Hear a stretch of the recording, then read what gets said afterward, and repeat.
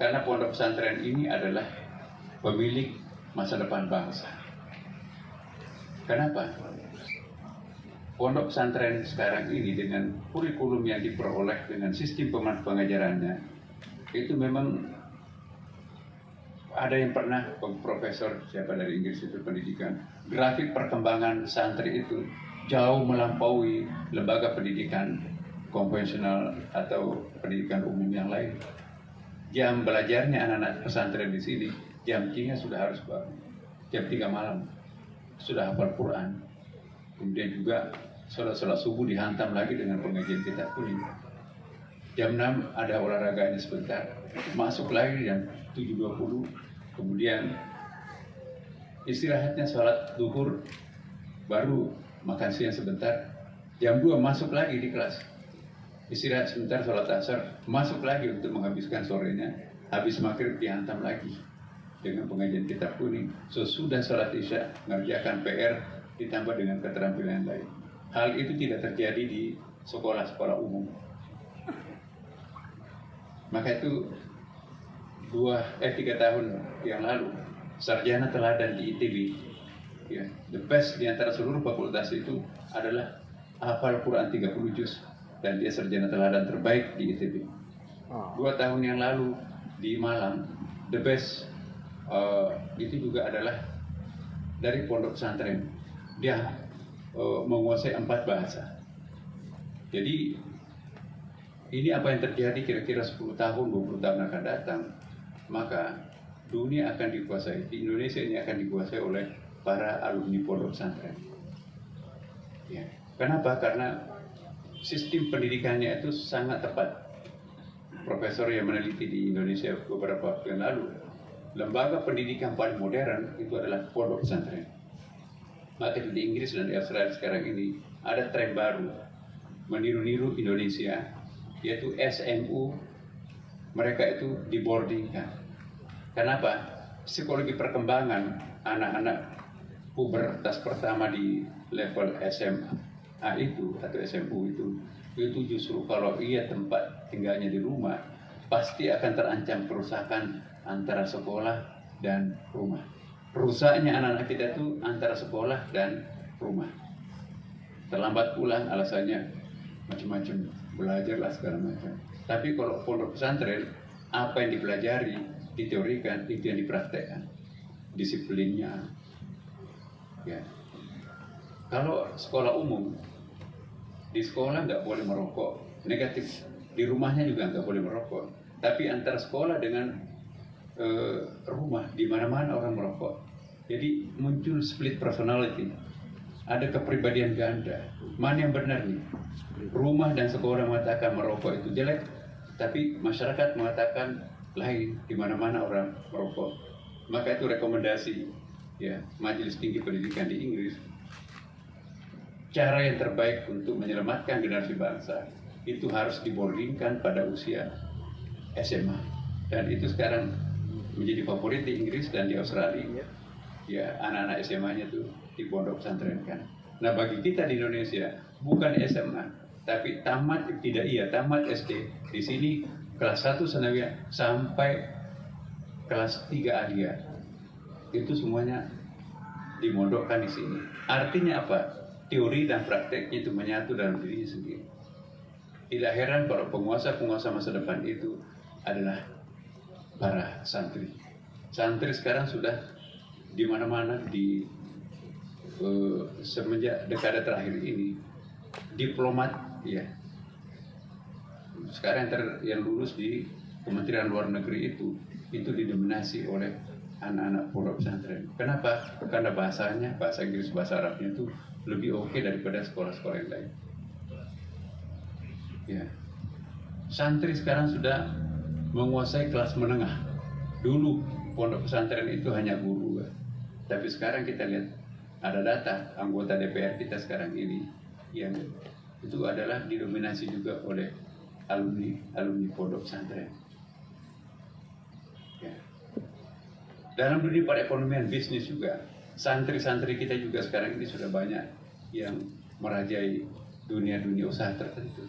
Dengan demikian, kehadiran OJK di pondok pesantren itu satu langkah strategis masa depan yang akan bagus. Ya.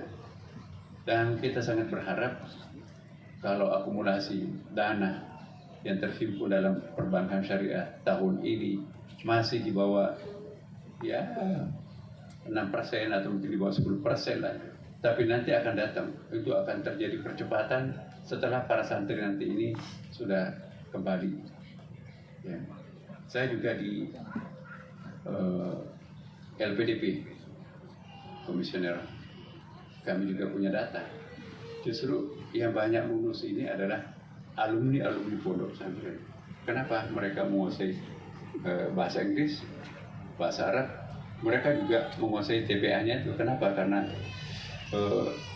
milieu di pondok pesantren itu betul lingkungan pembelajaran.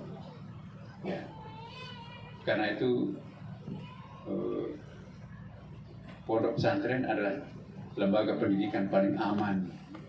Insya Allah jarang sekali kedengaran ada pondok pesantren di menggunakan narkoba. Tapi kalau di SMU, salah satu SMU terkenal di Jakarta, apa yang terjadi? Sekarang anjlok. Guru pembimbingnya, BP-nya merangkap sebagai penyalur narkoba. Apa yang terjadi Bapak Ibu sekalian? Dan dia tahu bagaimana caranya supaya anaknya itu mendapatkan uang dari orang tuanya. Ya, jadi kami selaku praktisi untuk konsultan terhadap korban narkoba di Jakarta. Guru BP-nya itu, guru kelasnya itu cara memperoleh uang dari orang tuamu nanti. Kamu azan, jadi azan loh Pak, anakku bukan di pondok pesantren tapi dia bangunkan aku untuk salat subuh, ngaji di situ. Ya. Terus, nangis bapak ibunya. Pak, minta uang tuh, itu apa? Ini laptopnya guru saya sentuh nggak sengaja jatuh. Oh nggak apa-apa nak, berapa? 20 juta. Habis itu Pak, saya tadi pinjam kamera teman-teman, dicuri. Kok bisa? Ya. Berapa harganya kameranya? Mahal, itu 10 juta. Dan di rumahnya selalu kehilangan uang. Pembantunya ganti tapi masih kekurangan. Nggak mungkin anak saya, karena kan rajin sholat, rajin ngaji. Nah, lalu apa yang terjadi Bapak Ibu sekalian? Setelah ke dokter karena sakit, overdosis. Ditanya, ternyata yang mengajari sistem kebohongan itu adalah guru BP-nya di kelas. Insya Allah santri tidak punya orang yang seperti ini. Makanya itu tempat yang paling aman untuk menyekolahkan anak adalah pondok pesantren. Dunia akhirat insya Allah kita. Ini kepanjangan, mohon maaf Bapak Ibu. Tapi ini penting untuk kita semuanya. Sekali lagi terima kasih kepada Bu Kiki dan kawan-kawan atas kunjungannya ke pondok pesantren ini. Kita tentu berdoa nanti sebentar, semoga pondok pesantren ini menjadi salah satu pondok yang akan menyumbangkan calon-calon pemimpin bangsa yang terbaik.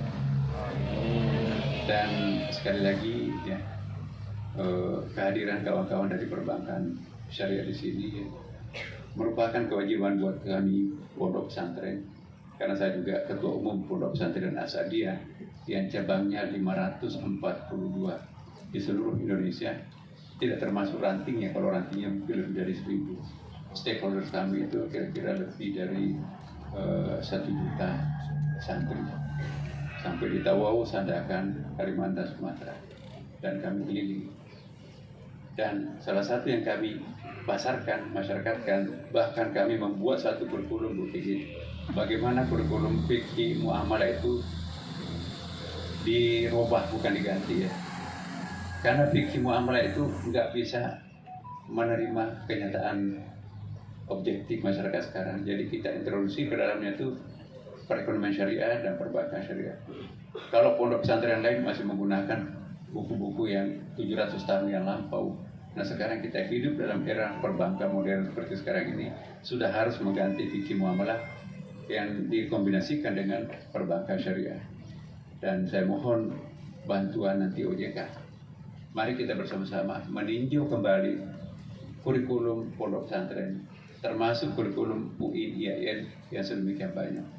kami sedang aktif sekarang ini di Asadia. Kita sedang mengkaji, mendalami bagaimana merubah kurikulum, ya, materi metode yang sudah 1000 tahun itu kita ganti dengan metodologi dan konten-konten yang baru seperti sekarang ini. Karena alumni Fakultas Syariah nggak bakalan bisa menjadi perbankan, masuk di perbankan syariah. Lain sama sekali. Ayat-ayatnya hafal, tapi mengimplementasikannya nggak bisa. Nah sekarang ini ya harus diimplementasikan konsep perbankan syariah ini di dalam kurikulum yang aplikatif dan teoritis. Nah, mohon kerjasama kita nanti ke depan, UPK dan OJK terutama ya. Ini sangat strategis. Semoga Allah memberkati kita semuanya. Sekali lagi saya ucapkan terima kasih pada kawan-kawan semuanya, ibu-ibu, orang tua, para santri di sini juga ada, dan juga melalui YouTube ya, di rumah maupun dimanapun juga ini bisa diikuti. Maka kehadiran OJK di kampus kita tercinta ini satu bukti bahwa pemerintah mempercayai pondok pesantren kita di sini. Ya, mari kita berdoa, anak-anakku semua. Kita doakan seluruh hadirin hadirat, terutama